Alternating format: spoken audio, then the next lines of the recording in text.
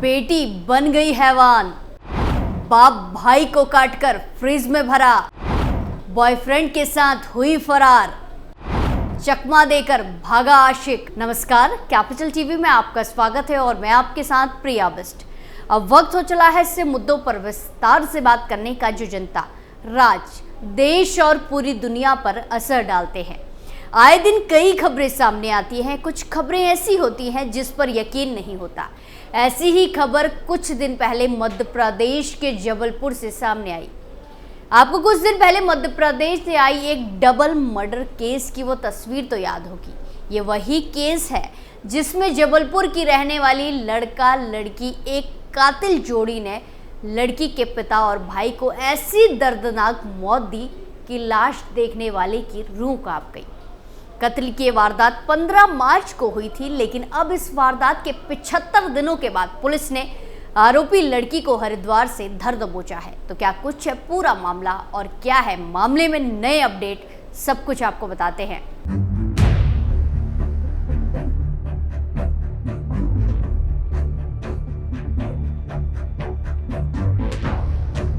मध्य प्रदेश के जबलपुर शहर के बहुचर्चित पिता पुत्र हत्याकांड के मुख्य आरोपी ने सरेंडर कर दिया है और वो मुख्य आरोपी है मारे गए पिता की बेटी और एक मारे गए भाई की बहन। ये खबर रिश्तों को तार तार करती है, जिसे सुनकर हर कोई सन्न रह जाए। बता दें कि मध्य प्रदेश के जबलपुर में अपने बॉयफ्रेंड के चक्कर में पड़कर तकरीबन 2.5 महीने पहले रेलवे अधिकारी पिता और सिर्फ 8 साल के भाई की निर्मम हत्या करने वाली 15 साल की नाबालिग को पुलिस ने गिरफ्तार कर लिया है। नाबालिग अपने 21 साल के बॉयफ्रेंड के साथ हरिद्वार में भटक रही थी। पुलिस ने पहचान होते ही लड़की को पकड़ लिया। वहीं जिस लड़के के साथ मिलकर उसने पिता और भाई को मौत के घाट उतारा, उसने मौके पर चकमा देकर लड़की का साथ छोड़ दिया और वो फरार हो गई, लेकिन पुलिस ने उसे भी धर दबोचा है। सूत्रों के मुताबिक मुकुल ने थाने में खुद ही कबूल किया कि वो दोहरे हत्या का मुख्य आरोपी है। मुकुल उसके बॉयफ्रेंड का नाम है। मुकुल को हिरासत में लेकर पूछताछ की जा रही है। आपको बता दें कि मुकुल सिंह के ऊपर पुलिस ने 30,000 रुपए का इनाम घोषित रखा था।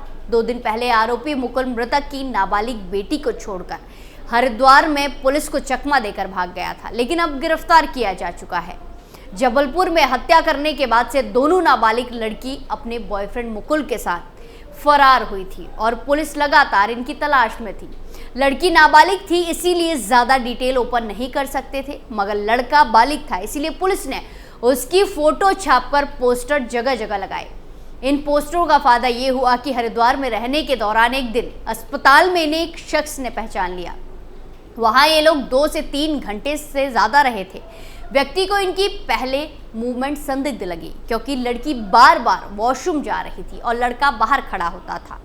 बाद में गौर से देखा तो उसे याद आ गया कि लड़के का तो पोस्टर उसने देखा है। व्यक्ति ने फौरन इस संबंध में पुलिस को फोन किया। चेहरा मिलाया तो फरार आरोपी से मिल गया। पुलिस ने आकर पूछताछ की तो दोनों ने कहा कि वो घूमने आए हैं। हालांकि पुलिस ने उन्हें एहसास नहीं होने दिया कि वो उन्हें पहचान गए हैं। पुलिस ने कहा चलो तुम्हें तुम्हारे घर छोड़ दे। इतना कहकर उन्होंने लड़की को गाड़ी में बिठाया और लड़के को बिठाने को कहा तो वो बोला कि अस्पताल से बैग लेकर आएगा। इतना कहकर वो अंदर गया और अंदर से ही फरार हो गया। पुलिस ने उसका पीछा किया, मगर वो भीड़ का फायदा उठाकर भाग निकला, लेकिन पुलिस ने उसे 2 दिन बाद फिर से पकड़ने में कामयाबी पाई। पड़ताल में सामने आया कि किस दिन से दोनों हरिद्वार के अलग अलग आश्रम में रह रहे थे। उन्हें पता चला कि यूपी और मथुरा पुलिस उनकी तलाश में है। ऐसे में उन्होंने उत्तराखंड जाने की तैयारी की। ये प्लान भी मुकुल का ही था।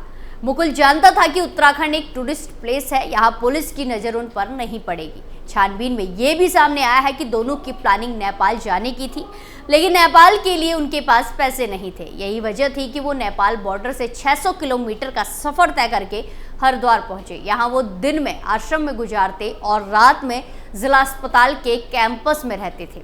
आखिरकार उनकी अपनी ही चालाकी के कारण वो फंस गए। जबलपुर एसपी ने इस मामले में बताया कि वो लोग पिछले 75 दिन से दोनों आरोपियों को खोजने में प्रयासरत थे, इसीलिए उन्होंने कड़ी मशक्कत की। 8 टीमों को काम पर लगाया गया, खाते फ्रीज किए गए, लिमिट सिर्फ 1000 की गई। शुरू में आरोपी समझ गए कि पुलिस उन्हें उनकी ट्रांजैक्शन लोकेशन से पकड़ना चाह रही है, इसीलिए उन्होंने ऐसा करना भी बंद कर दिया। जब पैसे खत्म हुए तो उन्होंने भंडारे और आश्रम में रहना शुरू कर दिया। वो दोनों जगह जगह भटके। पुलिस को इस बीच इनकी लोकेशन मुंबई, पुणे, कर्नाटक, गोवा, उत्तर प्रदेश, पश्चिम बंगाल और पंजाब के साथ साथ बिहार में मिली थी, लेकिन हर बार मुकुल की चालाकियों के कारण ये पुलिस के हाथ से बच रहे थे। 11 अप्रैल को पुलिस को इनकी एक लोकेशन चंडीगढ़ में मिली। जैसे ही पुलिस पहुंची, पता चला कि वो गायब हो गए, वहां से भी फरार हो गए। 6 दिन बाद हरियाणा में दोनों की लोकेशन मिली और फिर 19 अप्रैल को अयोध्या में। इसके बाद जबलपुर पुलिस ने यूपी पुलिस की सहायता से उसे मथुरा में पकड़ना चाहा, पर वहां से भी वो फरार हो गए। इसके बाद सबसे आखिरी लोकेशन उन्हें नेपाल बॉर्डर के पास मिली। मुकुल ने पुलिस को भ्रमित करने के लिए बॉर्डर के पास अपना फोन ऑन करके बंद कर दिया, ताकि पुलिस को लगे कि वो लोग नेपाल भाग गए हैं। पुलिस ने इन दोनों को पकड़ने के लिए देश भर में और नेपाल में भी तकरीबन 10,000 पोस्टर लगवाए। वहीं देश भर के डीसीपी को भेजकर गिरफ्तारी में मदद मांगी और आखिर में इनकी गिरफ्तारी हरिद्वार जाकर हुई। आपको बता दें कि कत्ल की वारदात जबलपुर की मिलेनियम कॉलोनी में हुई थी। नाबालिग लड़की के 52 साल के पिता राजकुमार विश्वकर्मा रेलवे अधिकारी हैं और बॉयफ्रेंड के चक्कर में पड़कर पिता की हत्या लड़की ने 15 मार्च 2024 को धारदार भारी हथियार से की थी। उसके सिर पर 10 बार वार करके सिर की हर हड्डी तोड़ दी गई थी। वहीं भाई के सिर की हड्डी एक ही बार में सारी टूट गई थी। इसके बाद उन दोनों ने खून से लथपथ शव को पन्नी में बांधकर घर में छोड़ दिया। वहीं भाई के शव को फ्रिज में रख दिया था। हत्या के बाद दोनों आरोपी घर से बाहर चले गए थे। जांच में यह भी सामने आया था कि मुकुल हत्या से कुछ दिन पहले ही जेल से छूटा था। उस पर रेप का आरोप था, लेकिन इसी लड़की के बयान के कारण वो जेल से निकला था। हत्या के बाद लड़की ने भोपाल में रहने वाली अपनी चचेरी बहन को वॉइस नोट भेजा। इस नोट में उसने कहा कि मुकुल ने अपने पापा और भाई को मार दिया है। उसकी चचेरी बहन ने यह जानकारी आगे दी तो आरपीएफ मौके पर पहुंची और पॉलिथीन से शव बरामद किया। लेकिन जब जांच शुरू की गई तो पता चला कि खुद राजकुमार विश्वकर्मा की नाबालिग बेटी मुकुल नाम के उस लड़के के साथ भाग चुकी है, फरार हो गई है। असल में मुकुल के साथ इस लड़की की पुरानी दोस्ती थी, जिस पर लड़की के घर वाले ऐतराज किया करते थे। सामने आया कि दोनों कत्ल के पीछे यही वजह रही। इस मामले की तफ्तीश करते हुए पुलिस को पता चला कि इस कत्ल की साजिश मुकुल सिंह ने कत्ल से काफी पहले रच ली थी और करीब महीने भर से वो इस कत्ल की प्लानिंग कर रहा था। पुलिस की माने तो इस साजिश में खुद राजकुमार विश्वकर्मा की बेटी भी मुकुल सिंह का साथ दे रही थी। मुकुल ने करीब महीने भर पहले से कत्ल के लिए हथियार और दूसरा साजो सामान खरीदना शुरू कर दिया था, लेकिन वो इतना शातिर था कि उसने सामान किसी लोकल स्टोर से नहीं बल्कि ऑनलाइन खरीदा, ताकि मैन टू मैन कॉन्टैक्ट ना के बराबर हो और उसे ट्रेस ना करना मुश्किल हो जाए। इसी जोड़ी ने सबसे पहले 2 चॉपर खरीदे और इनकी डिलीवरी के लिए अपने घर का पता देने की जगह रेलवे स्टेशन के नजदीक के एक और मकान का पता दे दिया।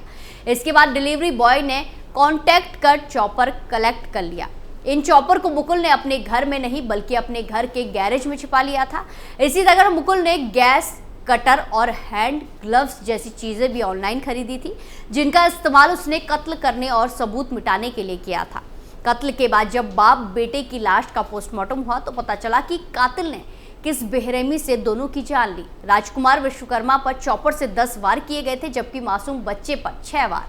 चॉपर के वार से दोनों के सिर की हड्डियां टूट गई थी। धारदार हथियार के वार से बच्चे के सिर की हड्डी तो एक ही बार में टूट गई थी। बच्चे के गले की हड्डियां भी चॉपर के वार से टूटी हुई थी। ऐसे में पोस्टमार्टम करने वाले डॉक्टरों को शक है कि शायद हमला करते हुए उसका हाथ फिसल गया होगा, जिससे कि सर के साथ साथ गले पर भी चॉपर के घातक वार लगे।